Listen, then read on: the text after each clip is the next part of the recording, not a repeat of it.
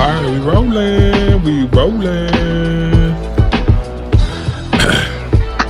So what? By doing that. Okay. In my opinion, that sucks. What's Turn that? this down a little bit. Playoffs? Playoffs? Playoffs? You kidding me? Playoffs? I just hope we can win a game. Yeah. What up, podcast land? It's the We Talkin Playoffs Podcast, back again for the 2018-19 NBA season. I have Kirsch on the line. Say what's up to the people, Kirsch. What up? Oh, we gotta turn you up. It's been a while. Not crazy season ending, or season into the season last season. We kind of predicted that. Everybody had pretty much spot on with the playoff predictions as well.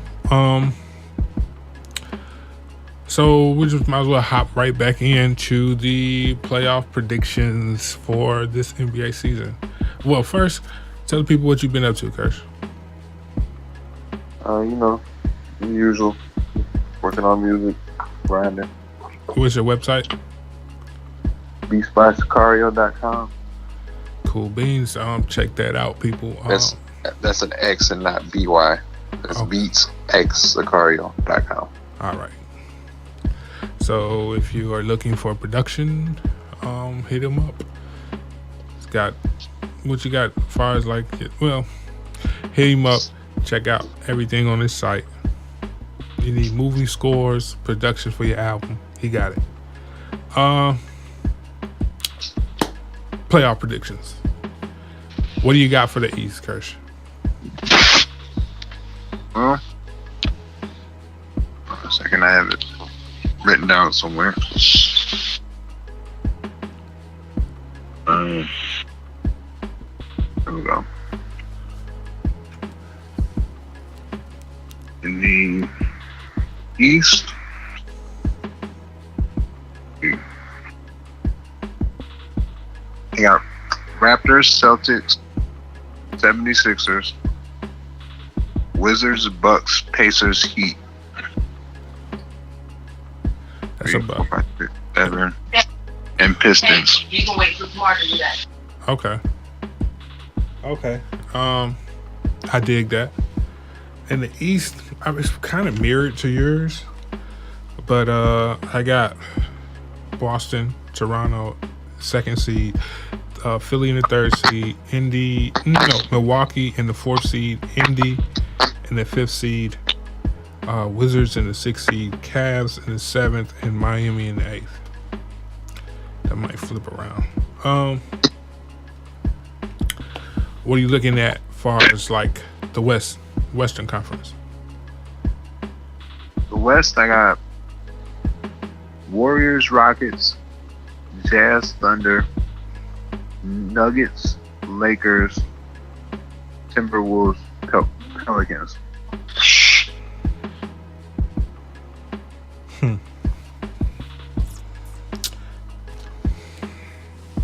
Why do I feel like I left the team? Golden State right here, what I got on the paper. I have Golden State, number 1, obviously. Utah, Houston. I feel like they're going to take a step back. OKC, the 4th seed. Denver, Lakers, Timberwolves, and San Antonio. See, you still think San Antonio is going to make it, even with Murray being out for the year? Oh, that is right. Okay.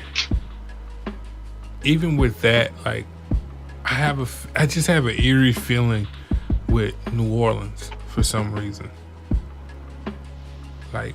I've been let down by them before, so it's I don't know.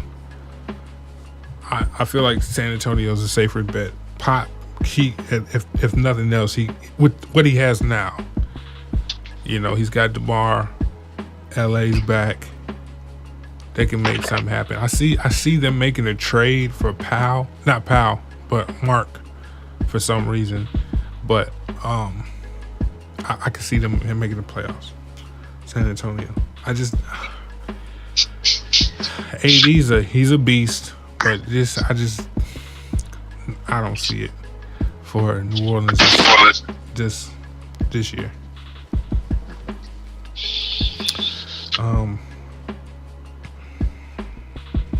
Who'd you have at your 7th seed in the East?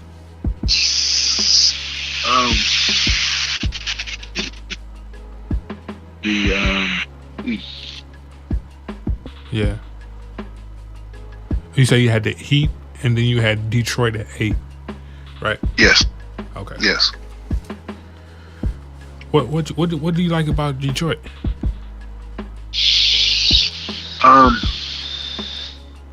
Well, I like Dwayne Casey as a coach. Oh, they do got Dwayne Casey. That is right. Okay. That is right. I see that. And I feel like with the whole year of Blake Griffin in the East, they're better than what's left of the rest. Do you think they're gonna make a trade?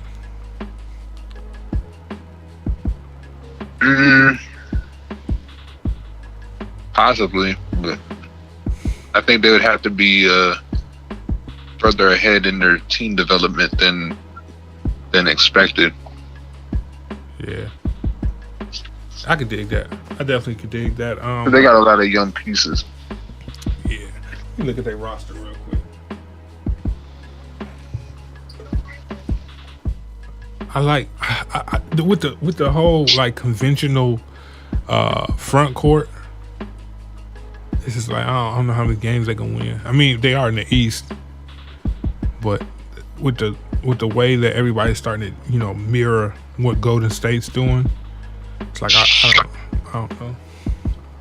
Well, you take advantage of Drummond for pretty much the first 3 quarters, and then in the fourth quarter, you play a smaller lineup with Blake at the 5. Utilize Stanley Johnson's versatility, play him at like a stretch 4, so he can lock up whoever, right, and go from there. They got some shooters. I know that much. Yeah, they're gonna be able to put the ball in the basket. It's whether or not they'll be able to defend and close out games. I think Dwayne Casey's he'll get them together. I could see that 8th seed happening. I could see that. I could actually see them sneaking up, maybe as high as like the 6th seed. Wow, that'd be dope. Yeah, I don't know. I don't have that much foresight yet with that roster. I just feel like Indiana and Miami both overachieved last year, so the chances of them taking a step back is high. Oh, okay. Yeah. And they got who they got in the backcourt? Tariq Evans in Indy? Yeah.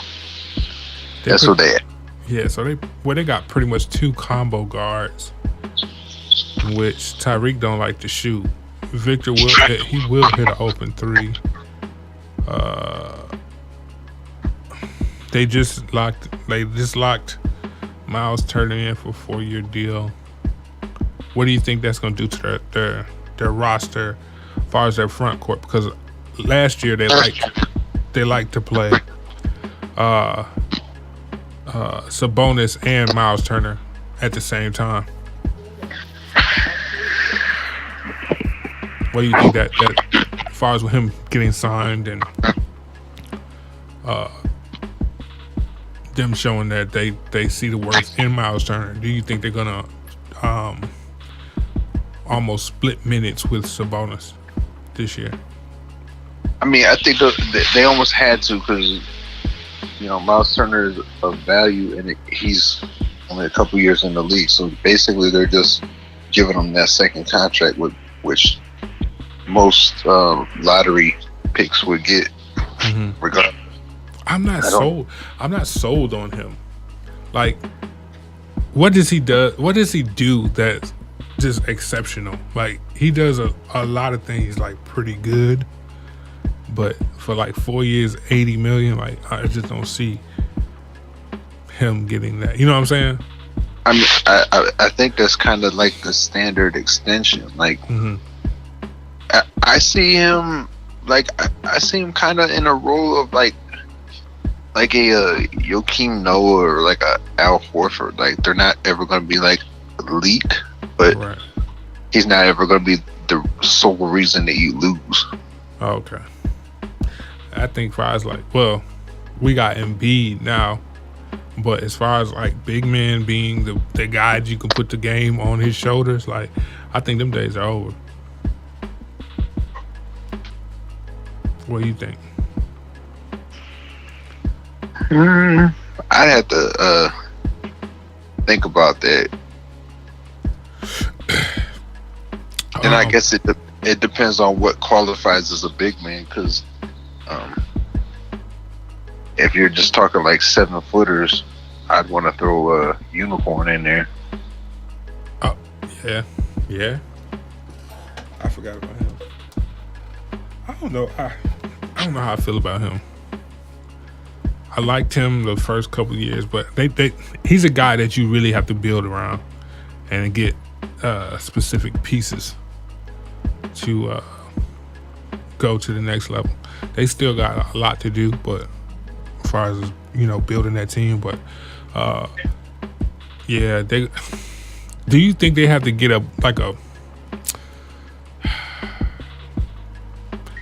could they get another like unicorn type player and put around KP, or do they have to get a husky, like a bigger, broader player to pair with him?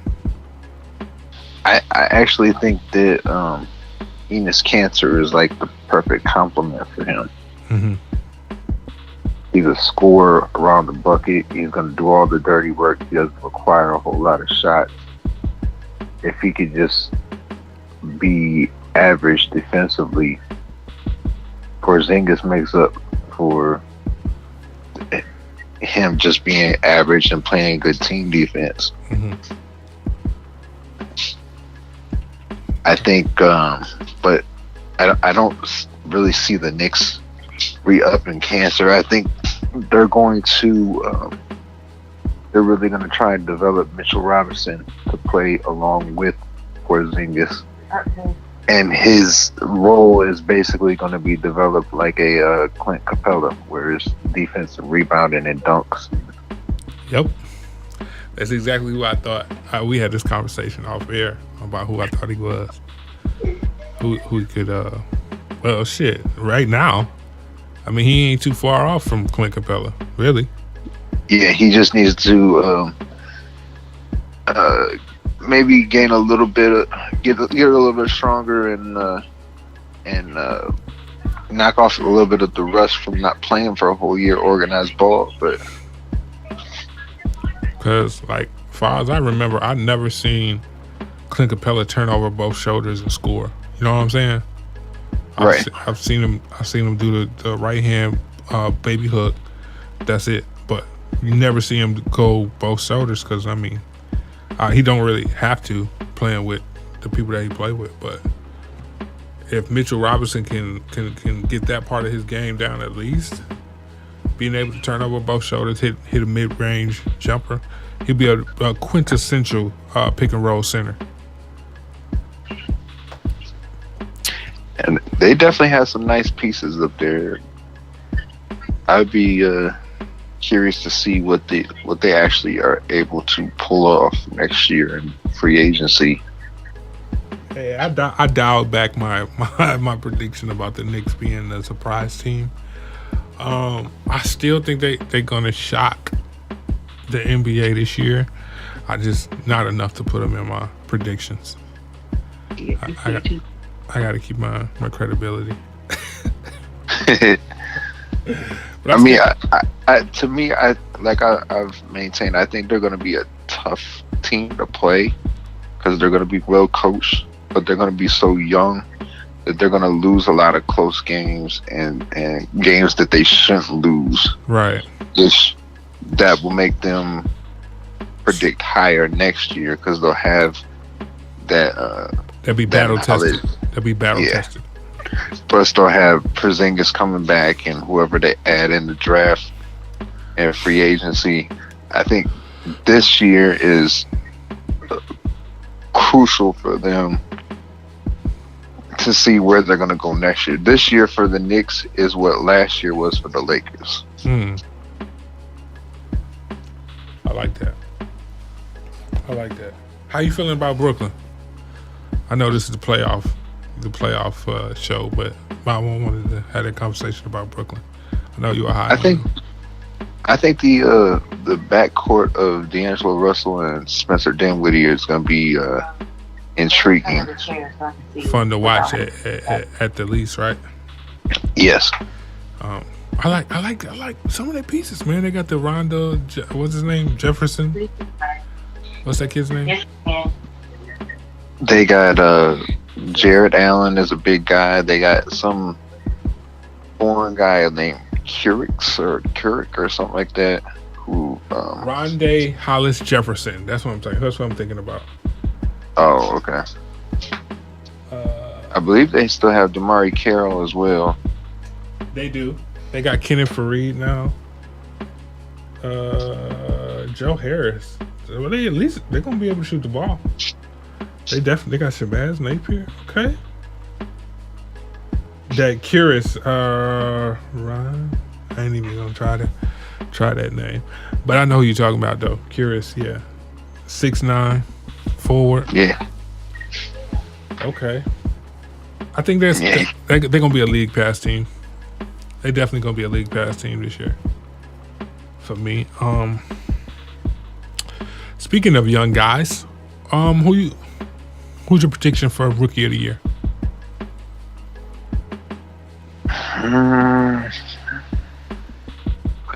Actually, hold on. Let me look at the draft real quick so I can remember who all got drafted. Okay, I'll just go ahead and go with my pick. Right now, I have to say, from what I've seen this year, it's gonna be Luka Doncic. The dude, I had this conversation with you off air. I said when I seen him play, he reminded me like of the same cloth as like a not toughness wise, but what he can do once he catches the rebound and push and go. And he got a lot of sauce to his game, but because of his size and his ability to grab a rebound and go, he's got like a Draymond type of feel, but he's more of a guard than Draymond and LeBron, those guys. Looking at this, I was reminded that the Spurs drafted Lonnie Walker, who will probably play a key role now with Murray out, because he actually played well playing point guard at Miami with the ball in his hand.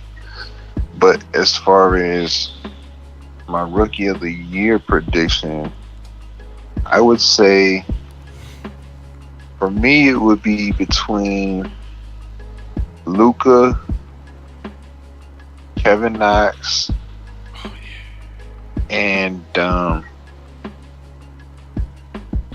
don't know how to say dude's middle name. I'm just gonna call him Shai Alexander. Okay. I'm going to say this because I think the Clippers are going to be sniffing around the playoffs. Okay. What I don't understand is like Dallas, they have a lot of pieces. They have like stuff there. You know what I'm saying? They got Wesley Matthews, DeAndre Jordan, Dennis Smith, Harrison Barnes, and they got Luka. Plus Dirk. Yeah, and you got Whole Faithful, Duke. Dirk. So like, I think if nothing else, they're gonna be exciting to watch, especially if you got a guard on your team like that's as explosive as Dennis Smith, you're gonna be a must watch team like every night because you never know what the dude gonna do. But now they got him and Luka. I mean, can you see them sniffing around the playoffs? No. Not yet. And they got is Rick Carlisle still there? Yeah, he's still there. Yeah. Yeah, I don't know. I don't know why they aren't projected to even like get close and be in the middle of the pack of the people that didn't get in the playoffs this year. Like, I don't know. Hopefully they make an improvement, but they still have all their picks, so this might be another year that they need to suck. So, moving on, Defensive Player of the Year. Defensive Player of the Year, Brendan Allen. Wow. See? I'll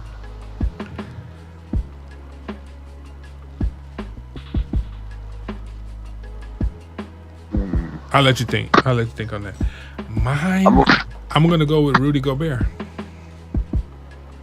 I'm going to go with Kawhi. Back in the saddle. I dig it. Yeah, I can see Kawhi happening. Him locking back in this year. And they're going to be a high seed in the East. Get a lot of TV time. Yeah, I can see that happening. I'm going to go with him as comeback player of the year as well. Ooh. I don't even have a comeback player. Shit. Most improved player. This may sound like a homer pick, but I'm going to say Frank Ntilikina. Ooh. I can dig it. My pick is B.I., man. I got to go with Brandon Ingram. He in a better situation. He got a lot of room to just freelance. All you got to do is cut to the bucket, dog, and I'm going to hit you. Like, that's his situation. He got to play defense, give effort, which he does. Yeah, I can see him. I can see a 5 to 7 point improvement in scoring average this year. But yeah, I got Brandon Ingram. Hey, I got a comeback player of the year for you. Who? Gordon Hayward. Yep. Yep. That's the easiest way. That's the easiest way to go. Him or Kawhi. Yep. Oh yeah. Whoa. Like it? See. Hold on a second. All right, we back rolling. So you got Kawhi. Kawhi is your comeback player. I'm gonna take that alley oop and I'm gonna go Gordon Hayward for real. Because his shit was just gruesome and it was on a national televised game. He definitely gonna have the sympathy play for him to come back and get that award this year. Who you got for Coach of the Year, dog? Coach of the Year. Mm-hmm.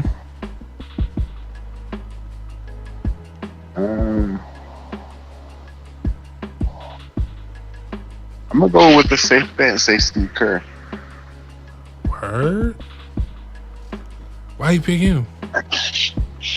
Because I think Golden State is gonna walk through this year's season. Do you think the league has some type of like Golden State fatigue when it comes to those awards? Like, because I mean, none of us said MVP award and anything like that. You know what I mean? Well, we haven't got that far yet, but of course, because they've dominated for the last 4 years. You know, everybody's starting to get a little tired. They want to see them get knocked off, but I think what a lot of people they take for granted is we haven't seen a run consistently like that for a while. I mean, you could say Miami, but we haven't seen one that was organic or semi-organic since Lakers. right. And that wasn't very long. I think that was like right at 4 years. So you might have to go back to like the Bulls. I'm thinking it was Bulls. That's what I mean, the Spurs had that long stretch, but they didn't have like a 4-year straight finals or nothing like that. Right.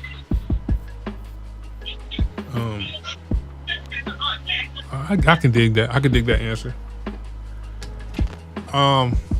That's the answer makes sense, but it's like I didn't pick them because I feel like the league it's kind of like LeBron fatigue. You know what I'm saying? That's how they feeling towards the Warriors now. So, I picked Brad Stevens. That's almost like an annual guy that you're gonna be talking about, just like it was like. And my backup pick was Quinn Snyder. That's a good pick. I really like Quinn Snyder. I like what he does with Utah. They just gotta get that next push, and I think they're gonna do great things for a long time. All right, finally. Yeah, I could see another like lesser team who pushes up higher, like a Miami or Indiana, if they're able to get up in like a 4 or 5 slot. I could see Spoelstra and McMillan being mentioned, but I don't think they'll actually win it. Okay. All right, now we're going to the Big Dog Award. Who do you have as your MVP? I'm sorry, who do you have as your MVP candidate this year? Again, I'm gonna kind of go with the obvious pick.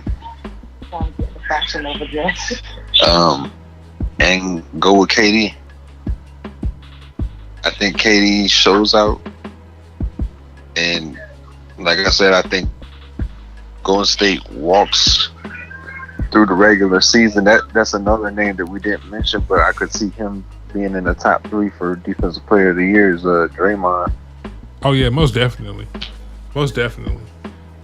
I think Steph Curry has another career year. Like I don't see a whole. We've talked about. I don't see Houston being as much of a threat this year because they lost a lot of their defensive oomph. Yeah, they're definitely gonna take a step back this year. Far as Houston. My pick. I seen something today. Clay's he's talking about he's not gonna take a discount. Did you see that?